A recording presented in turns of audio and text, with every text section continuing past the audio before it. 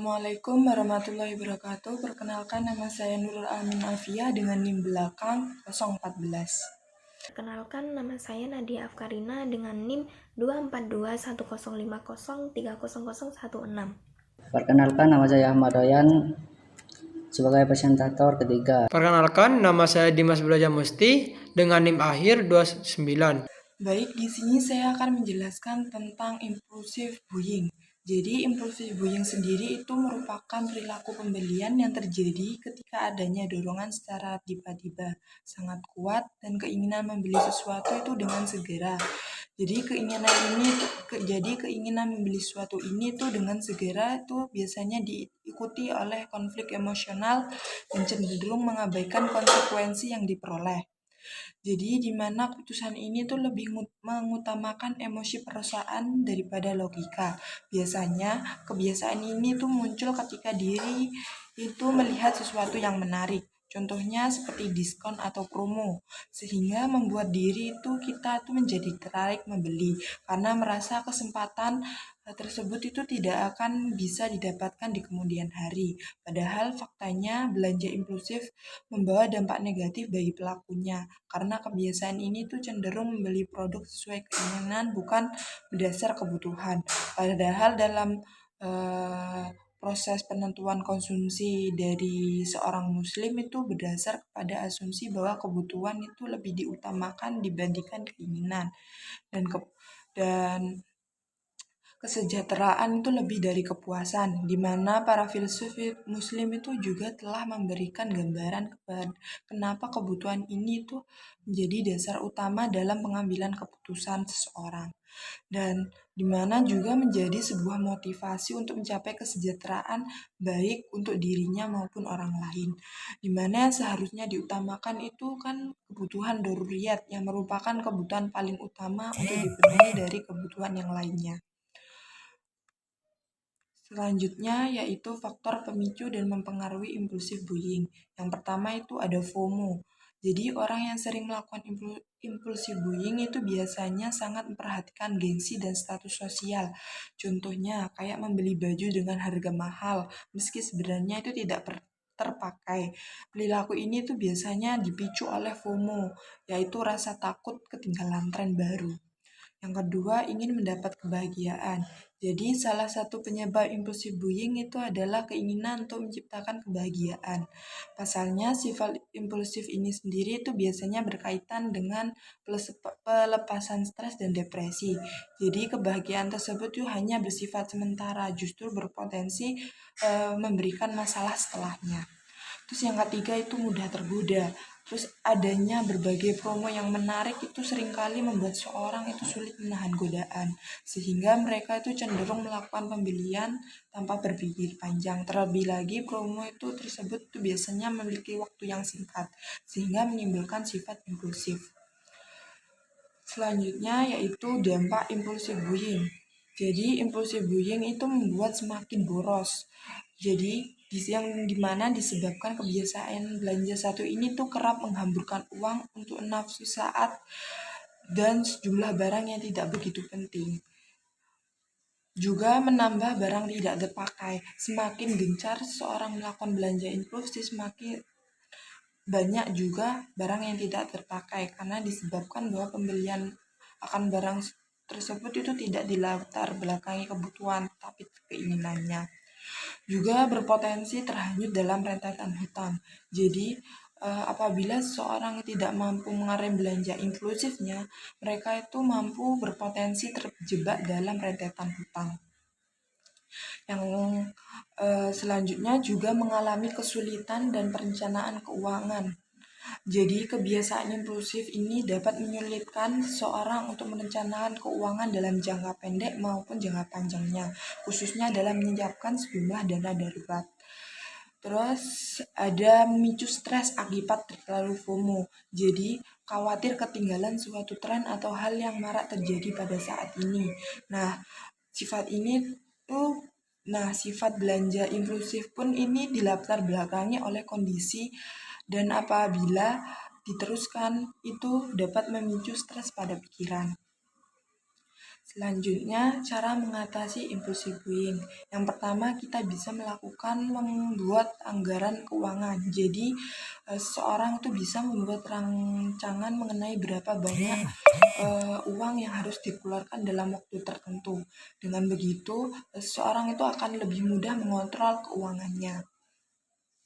Yang kedua, menggunakan uang secara bijak, misalnya kayak memprioritaskan kebutuhan daripada keinginannya.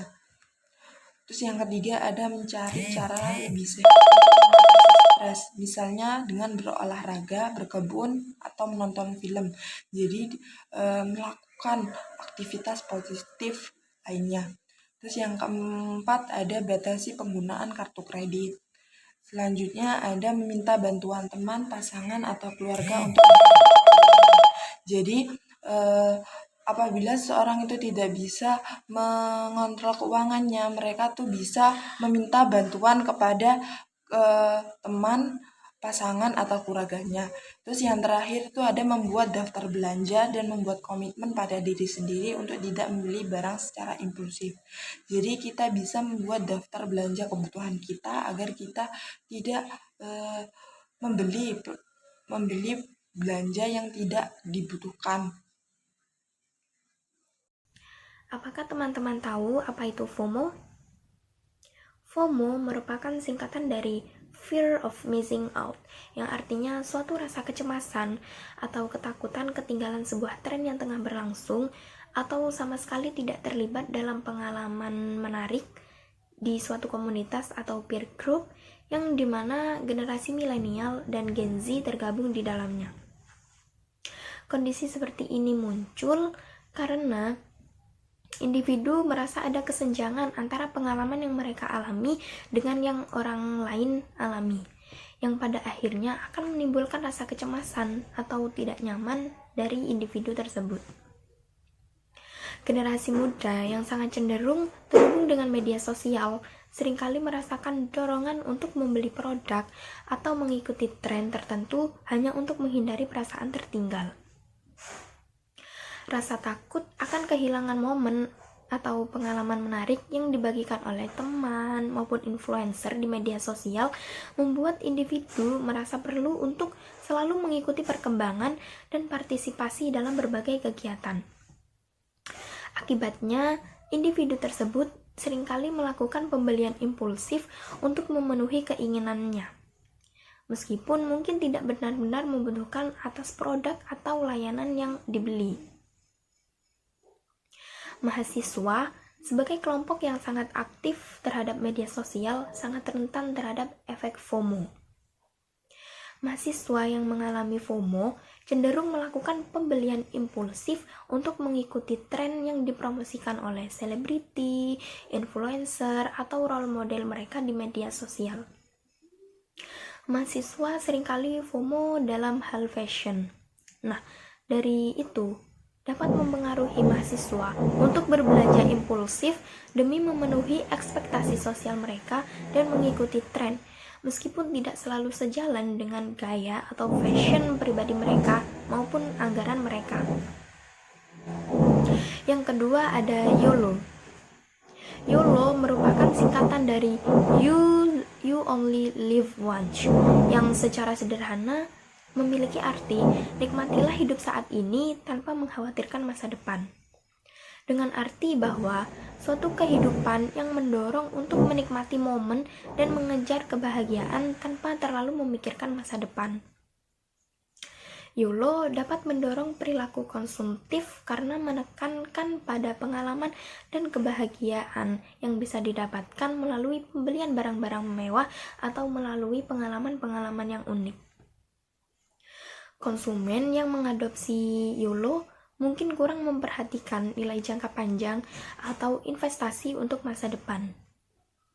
Tren YOLO juga dipengaruhi oleh media sosial, di mana orang seringkali membandingkan hidup mereka dengan orang lain dan merasa perlu untuk mengejar pengalaman atau barang-barang yang dianggap hits atau kekinian. Dengan adanya filosofi hidup hanya sekali, konsumen seringkali melakukan pembelian impulsif. Mereka Mereka merasa bahwa harus memanfaatkan momen tersebut tanpa menunda-nundanya. Kemudian saya akan membahas tentang faktor pemicu adanya FOMO dan YOLO. Yang pertama, faktor pemicu FOMO dipengaruhi oleh media sosial. Di era digital seperti ini, FOMO maupun YOLO sering dipicu oleh media sosial, di mana pengguna melihat teman atau influencer sering berbagi momen-momen menarik. Platform seperti Instagram, Twitter, Facebook, TikTok, dan lain-lainnya mendorong perbandingan sosial secara terus-menerus, sehingga seseorang merasa tertekan untuk dapat mengikuti tren untuk menyesuaikan dirinya dengan standar yang ada untuk memenuhi kepuasan mereka sendiri. Sebagai contoh, seorang influencer memposting skincare viral di Instagramnya. Sebagai individu yang FOMO akan mengikuti influencer tersebut dan membeli skincare-nya, meskipun konsumen tersebut belum tentu butuh akan barang tersebut. Yang kedua, ada strategi pemasaran dari toko seperti flash sale, stok terbatas, atau diskon hari ini saja dapat membuat seorang konsumen harus segera mengambil keputusan, biasanya untuk membeli dalam waktu yang singkat. Karena jika tidak, ia akan kehilangan kesempatan tersebut. Sebagai contoh, pastinya teman-teman memiliki aplikasi seperti Shopee, pembelanjaan online. Nah, di aplikasi tersebut, Shopee seringkali dalam setiap bulan melakukan diskon besar-besaran di setiap tanggal dan bulan yang sama. Nah, sebagai orang yang FOMO, mereka akan mengikuti tren tersebut untuk membeli barang di Shopee tersebut meskipun barang itu tidak terlalu dibutuhkan. Yang ketiga, ada faktor tekanan sosial.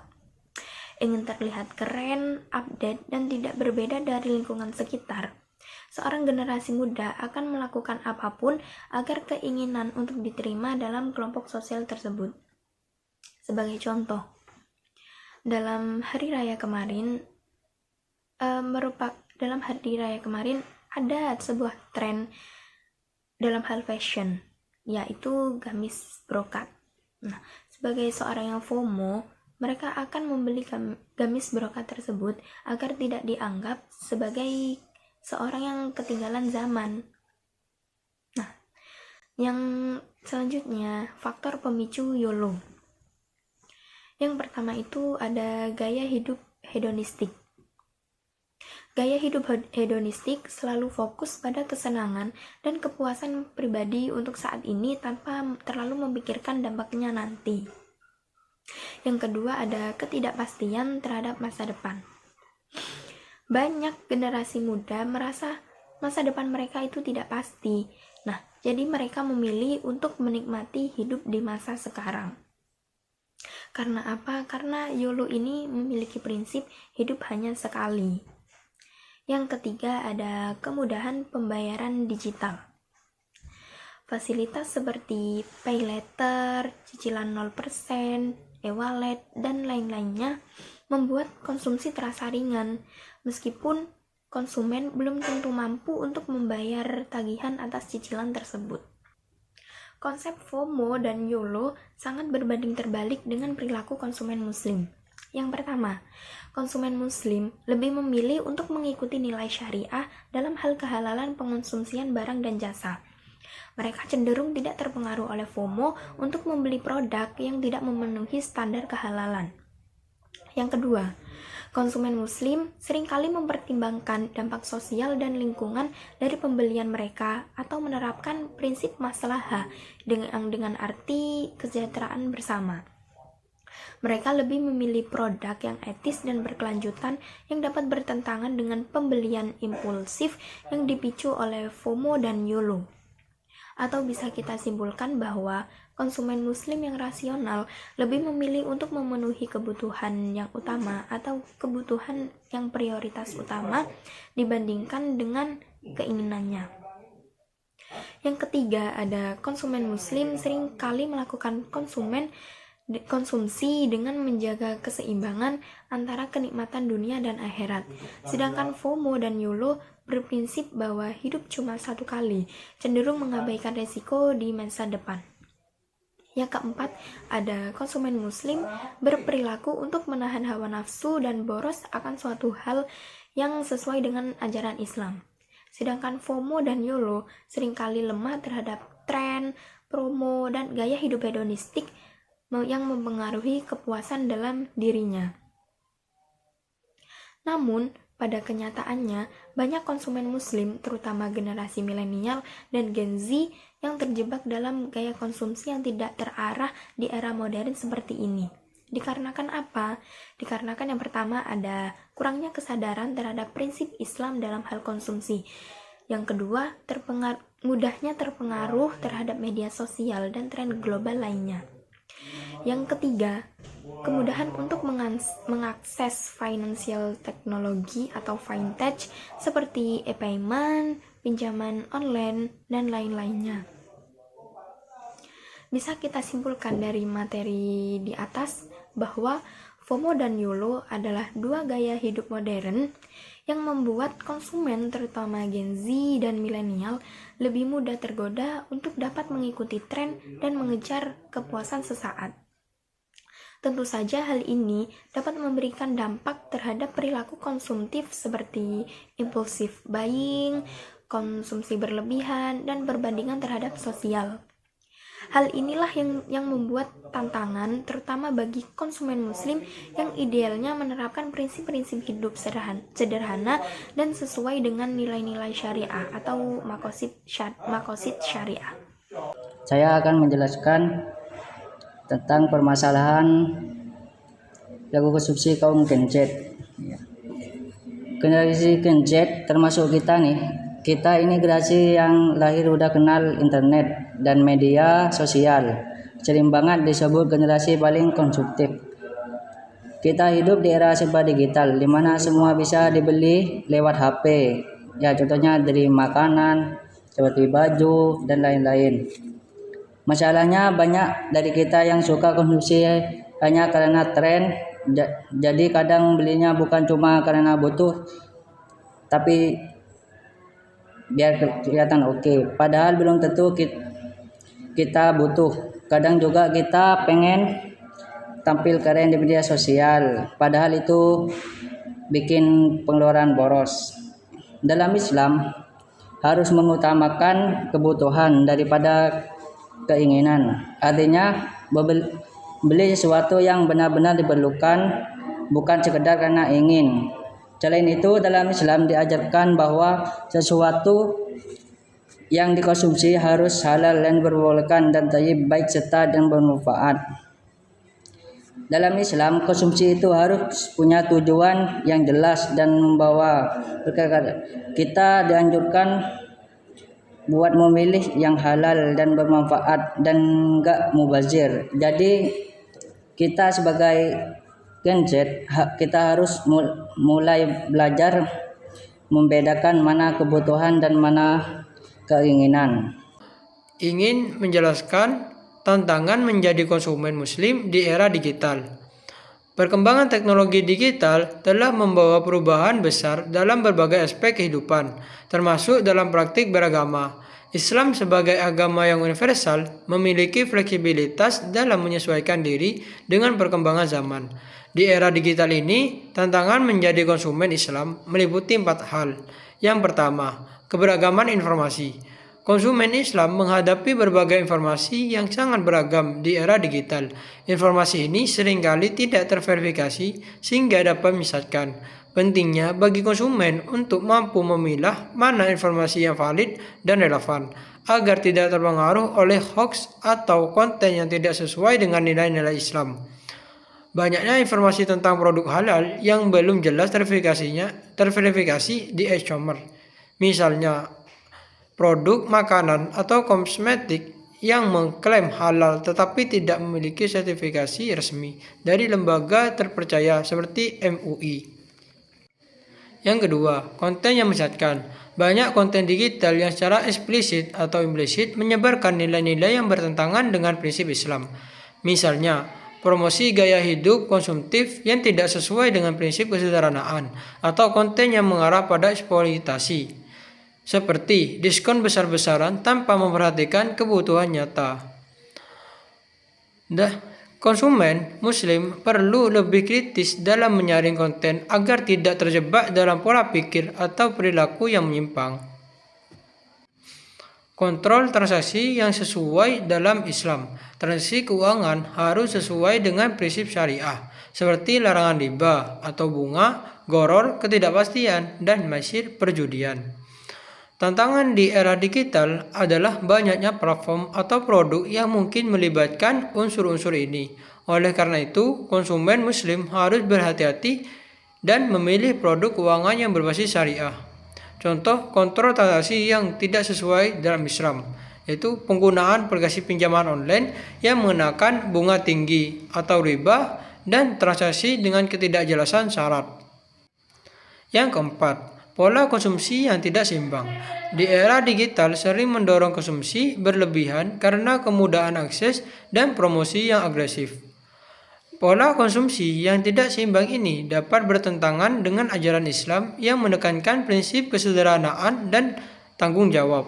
Konsumen perlu mengelola pola konsumsi dengan bijaksana, memastikan kebutuhan utama terpenuhi tanpa berlebihan. Contohnya, pola konsumsi yang tidak seimbang, yaitu belanja online yang berlebihan karena terpengaruh promosi harian seperti flash sale atau di Shopee itu sering 11-11 yang sangat menggoda.